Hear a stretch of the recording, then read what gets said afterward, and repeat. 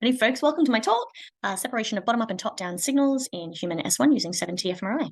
This work was done in conjunction with my collaborators and my supervisors, Alex, Martijn, and Ross, and I have nothing to disclose. The human cortex exhibits layered organization seen not only in the cytoarchitecture, the different densities of different cells, but also in the myeloarchitecture, the connective nerve fibers, and even in the vasculature, the blood flow of the cortex. Different layers in the cortex correspond to distinct neural functions. For example, the middle granular layer processes feed-forward sensory information, while the surrounding agranular layers involve feedback modulation. Feed-forward and feedback processes enable communication between sensory areas in the cortex. And as we know, the sensory cortices are hierarchically organized, with lower order regions performing initial processing and forwarding that information to higher order regions. And in turn, the higher order regions receiving that sensory input and providing modulated feedback back to the lower order cortical regions. Our focus here is on somatotopic organization and processing of feed-forward and feedback signals in the human fingertip regions. For fingers, much like in vision or other sensory cortices, we know that S1 has hierarchically organized subfields where the thalamus, ventroposterior lateral nucleus, passes information firstly to area 3, then up to area 1, and then confusingly onto area 2. So our feed-forward and feedback circuit appears something like this. For vibrotactile tasks, you get thalamic input arriving in the granular layer of Brodmann area 3B. That's then fed laterally before being fed forward to up the hierarchy to area 1. Area 1 can then feed back modulated information to area 3B, while also passing sensory information onto the higher order area region of 2, and 2 feeds information back to area 1.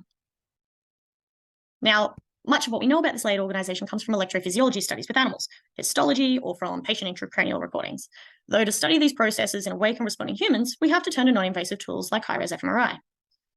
Now, in our effort to go ahead and capture these depth-dependent signals of feed-forward and feedback processes, we've used the 7 Tesla scanner at the Center for Advanced Imaging at UQ. Specifically, we're looking at sub-millimeter resolution fMRI. Gradient echo bold is what we're rolling with. Now, bold fMRI indirectly measures neuronal activation through blood flow, blood volume, and oxygen consumption, taken together as the hemodynamic response. So when we take these measures of activation, we're not really able to escape the influence of the cortical vasculature.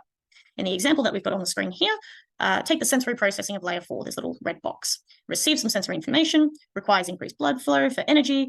The peel artery up the top is going to supply the diving arteries, oxygenated hemoglobin, which will then in turn feed the arterioles and deliver the oxygen and glucose to the capillaries. And then the deoxygenated hemoglobin then leaves the capillaries via the venules, ascending veins, and then up through the peel vein.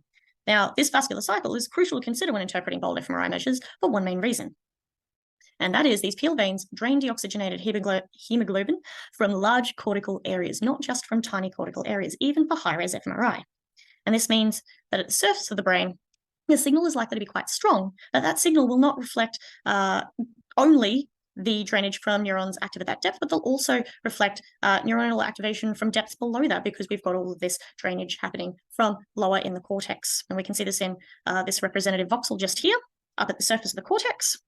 Whereas if we take a representative voxel further down deeper in the cortex, we're likely to find a weaker signal because there's a lack of large veins, but it also means that the signal being measured down there is likely to be uncontaminated because it only represents the deepest activation. So if we're interested in probing feed-forward and feedback flows of information in human S1, then we're going to need a task which accounts for the vascular bias that we see in our bold signal and allows us to compare the feed-forward and feedback flows of information. Now, for our task, we use 4 vibrotactors to simulate the fingertips in 2 different experimental conditions.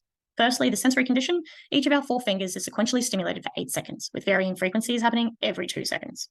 This stimulation is repeated 5 times in a run. Our expectation is that nodes encoding each finger will exhibit 5 peaks of activation corresponding to the 5 stimulation cycles. So the timing of these peaks is going to distinguish nodes encoding different fingers, indicating a phase-encoded design. Now, similarly, in the attention condition, all fingers are simultaneously stimulated, while participants shift their attention accordingly, in a similar fashion to the sensory stimulation in the sensory condition. Now, if attention can modulate activity in S1 appropriately, we'd expect the same nodes to exhibit the 5 peaks of activation. Now, for our 2 goals for this study, first, we want to observe that topographic organization for fingertips using either a sensory stimulus or attentional control.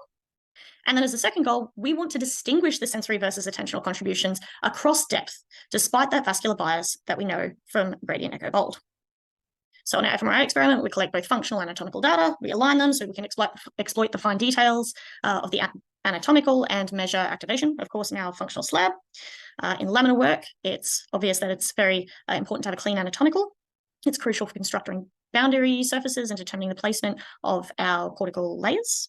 And since fMRI cannot directly resolve these layers, we rely on a computational approach. So we draw a family of intermediate surface models equivolumetrically in between those two boundary surfaces.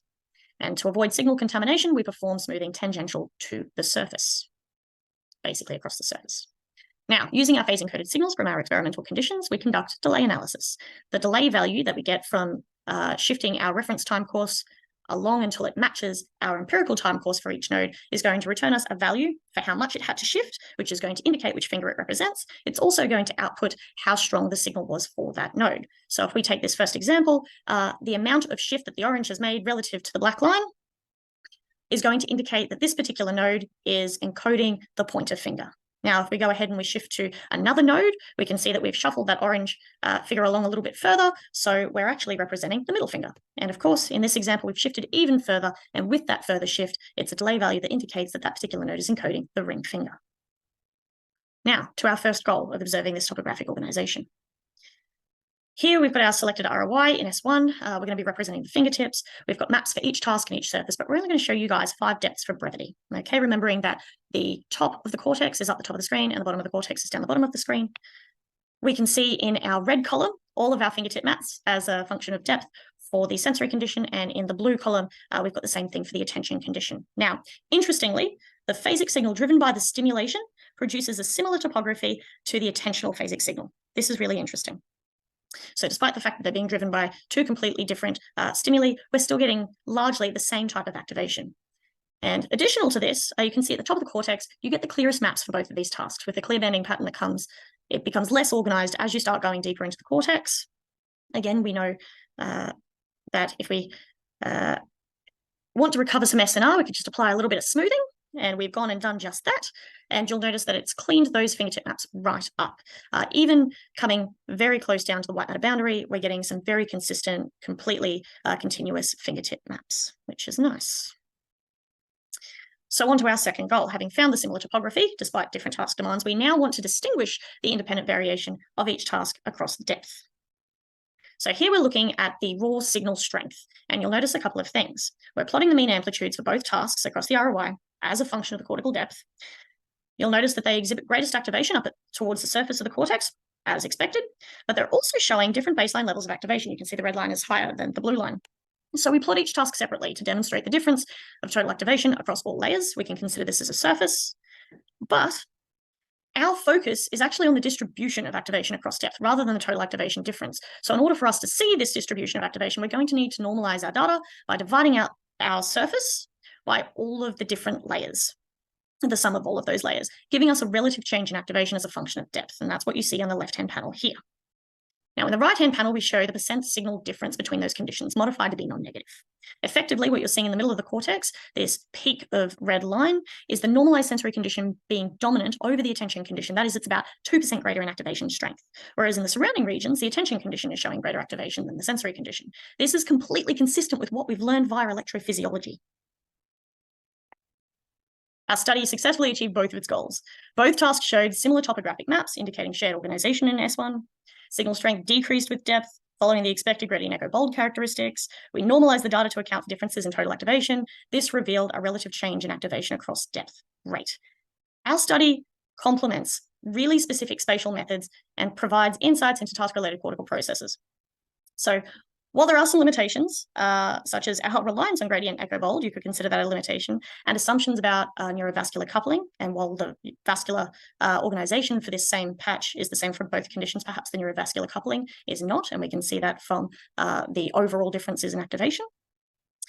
Despite these limitations, we do demonstrate that it's actually possible to extract additional depth-related information from gradient echo bold. This is not intended to replace more spatially specific methods. It's simply an exercise in seeing what more depth-dependent activation or depth-dependent information can we get using gradient echo bold.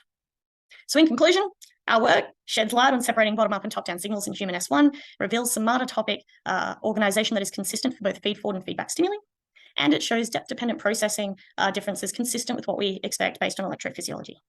So thank you to my entire team, and thank you for your attention.